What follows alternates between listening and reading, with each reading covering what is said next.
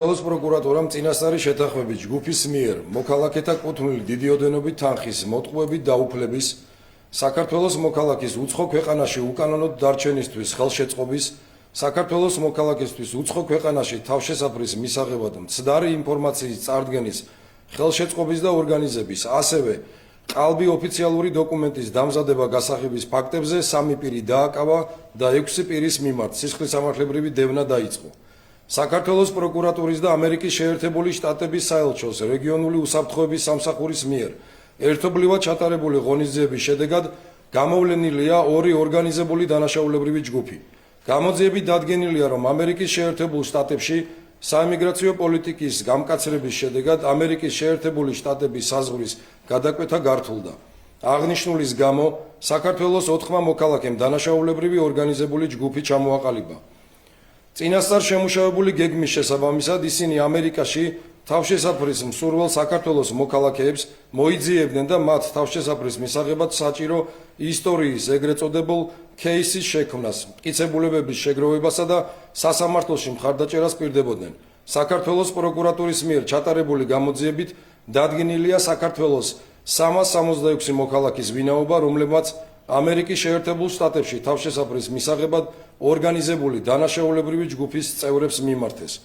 ორგანიზებული დანაშაულებრივი ჯგუფის წევრები ეგრეთ წოდებულ кейსებში არარსებულ ისტორიებს წერდნენ თუ როგორ დევნიდნენ საქართველოს მოქალაქეებს საქართველოს ტერიტორიაზე სხვადასხვა მიზეზით, მათ შორის პოლიტიკური შეხედულების თუ სექსუალური ორიენტაციის გამო.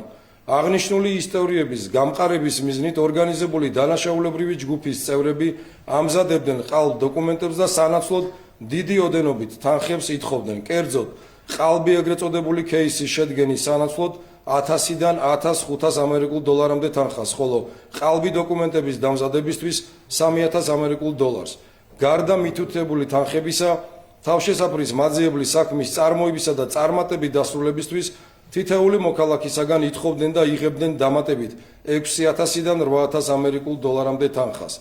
ასევე ორგანიზებული დანაშაულებრივი ჯგუფის 2 წევრი ამერიკის შეერთებულ შტატებში ჩასულ და საიმიგრაციო პატიმრობაში მყოფ ქართველებს დახმარებას პირდებოდა. სანაცვლოდ კი დიდ ოდენობით თანხას ითხოვდნენ. ბრალდებულები 4 მოქალაქის კუთვნილ 10000 ამერიკულ დოლარს დაეუფლნენ, თუმცა მათ საქართველოს მოქალაქეებს დახმარება არ გაუწიეს. გარდა ამისა, ორგანიზებული დანაშაულებრივი ჯგუფის წევრები საქართველოს მოქალაქეებს კანადის ვიზის მიღებაში დახმარებასაც პირდებოდნენ. თბილისის პროკურატურის საგამოძიებო სამმართველოს მიერ ჩატარებული ოპერატიულ-სამძებრო ღონისძიების ფარგლებში ერთ-ერთმა ბრალდებულმა კანადის ვიზის მიღებაში დახმარების მიზნით 800 ამერიკული დოლარის სანაცვლოდ პროკურატურის ოპერატიულ თანამშრომელს დაუმზადა ყალბი საბანკო ამონაწერი ცნობა სამსახურის თაობაზე, თითქოს და ეს უკანასკნელი დასაქმებული იყო ამერიკის შეერთებულ შტატებში და სხვა ყალბი დოკუმენტაცია. საქართველოს პროკურატურის და ამერიკის შეერთებული შტატების საელჩოს რეგიონული უსაფრთხოების სამსახურის მიერ ერთობლივად ჩატარებული ღონისძიების ფარგლებში ასევე გამოვლენილია კიდევ ერთი ორგანიზებული დანაშაულებრივი ჯგუფი, რომელიც ყალბი დოკუმენტების გამოყენებით მოქალაქეებს ამერიკის ვიზის მიღებაში ეხმარებოდა. ორგანიზებული დანაშაულებრივი ჯგუფის წევრებმა სოციალური ქსელის სხვადასხვა პლატფორმაზე განათავსეს განცხადებები, რომლითაც ამერიკის შეერთებულ შტატებში გამგზავრების მსურველ პირებს ვიზის მიღებაში დახმარებას თავაზობდნენ. დანაშაულებრივი ჯგუფის წევრები მოქალაქეებს ეუბნებოდნენ, რომ აპლიკაციის შევსებისთვის საჭირო თანხის გარდა ვიზის მიღებამდე თანხის გადახდა არ მოუწევდათ. ვიზის მიღების შემთხვევაში კი 10000-დან 15000 ამერიკულ დოლარამდე უნდა გადაეხადათ.